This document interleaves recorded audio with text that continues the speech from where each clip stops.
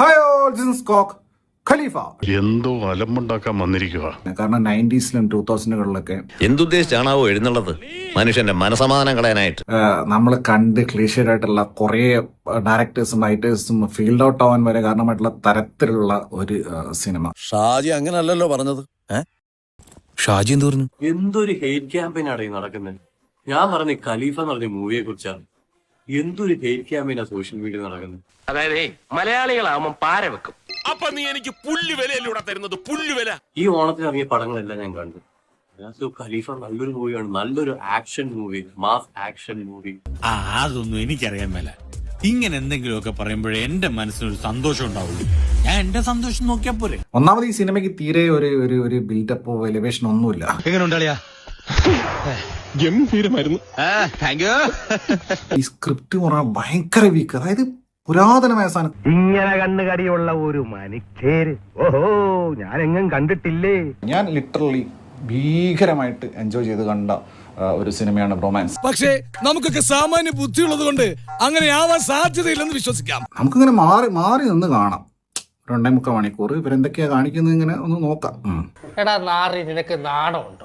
So ഒരു വളരെ മോശം ഒരു സ്ക്രിപ്റ്റിനകത്ത് കുറേ പൈസ ഇൻവെസ്റ്റ് ചെയ്തിട്ടുള്ള ചേട്ടാ, ഇത് വലിയ ശല്യമായല്ലോ. തനിക്ക് വേറെ ഒരു ജോലിയില്ലേ? നമ്മുടെ ഒരു പ്രധാന ജോലി ഇതാണ്. ഇതിന്റെ സീക്വല് പോയിട്ട് ഇത് തന്നെ കണ്ടു തീർക്കാൻ പെട്ട പാട്. ഉളുപ്പുണ്ടടാ ചക്കണക്ക്.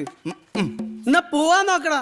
രാജുവേട്ടന്റെ സ്റ്റൈൽ ആയിക്കോട്ടെ, സ്വാഗ് ആയിക്കോട്ടെ, സൂപ്പറാണ്. എനിക്ക് പേഴ്സണലി എനിക്ക് ഭയങ്കരമായിട്ട് ഇഷ്ടപ്പെട്ട ഒരു പടമാണ്. എന്നെ മനഃപൂർവ്വം കരിവാരിത്തേക്കാൻ കുറച്ച് ആൾക്കാർ ഇറങ്ങിയിരിക്കുകയാണ്. ഒട്ടും കാണാൻ കൊള്ളില്ല, അയ്യോ സഹിക്കാൻ പറ്റിയില്ല എന്നൊക്കെ പറഞ്ഞിട്ടുള്ള കാണുന്നപ്പോ അത്രയ്ക്ക് മോശമായിട്ടൊന്നും എനിക്ക് തോന്നിയില്ല.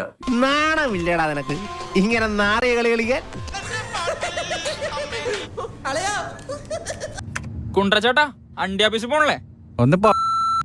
ഹോ, മനോഹരം, ഗംഭീരം. ആ മച്ചാനോട് വീട്ടിൽ പോണല്ലേ? അവന് ശരിക്കും എന്ത് പറ്റിയാണ് പക്ഷേ? നേരത്തെ കുഴപ്പമൊന്നും ഉണ്ടായില്ല സാറേ. അങ്ങോട്ട് എന്താ കാര്യം? ഞാൻ ദേവൻ പറഞ്ഞിട്ട് ദേവൻ പറഞ്ഞിട്ട് വന്നാണോ? അയ്യേ, എന്താ പേരെന്താ? ഉണ്ണി. ആ, ഞാൻ ജോസ്, കുണ്ടറ ജോസ്. വേറെ നല്ല പേരൊന്നും കിട്ടിയില്ലേ മോനെ? ഡ്രസ്സൊന്നും കൊണ്ടുവന്നില്ലേ? ഞാൻ വെളി വെച്ചിട്ട് വന്നു. വെളിയിൽ വെച്ചിട്ടാണോ വന്നേ? മൊത്തത്തിൽ എനിക്ക് പറയാനുള്ളത് എന്നാ നമുക്ക് വെളിക്കിരിക്കാം.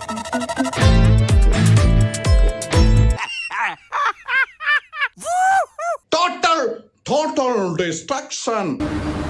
ഷഡ് അടിച്ച് അടിച്ചു മാറ്റുന്നുണ്ട്. അയ്യോ കഴിഞ്ഞില്ല ഇനി കൊറേ ഉണ്ട്. ചിരിച്ചിരി നമ്മൾ മണ്ണ് തപ്പും.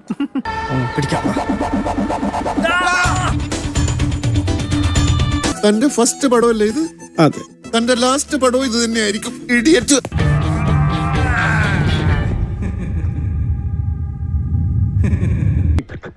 പച്ച തെറിയേക്കണ്ടെങ്കിൽ ഇറങ്ങി പക്കാം. എടാ കുണ്ട്രയോസ, നീയാ?